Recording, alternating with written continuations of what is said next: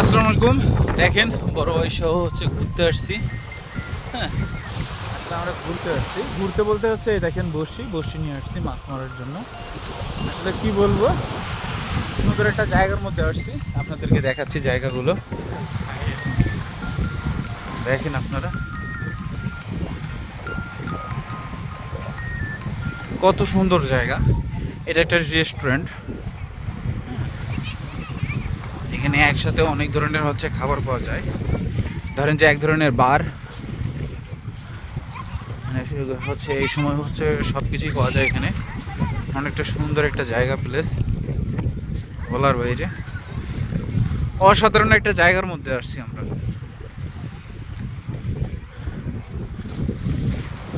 তো হচ্ছে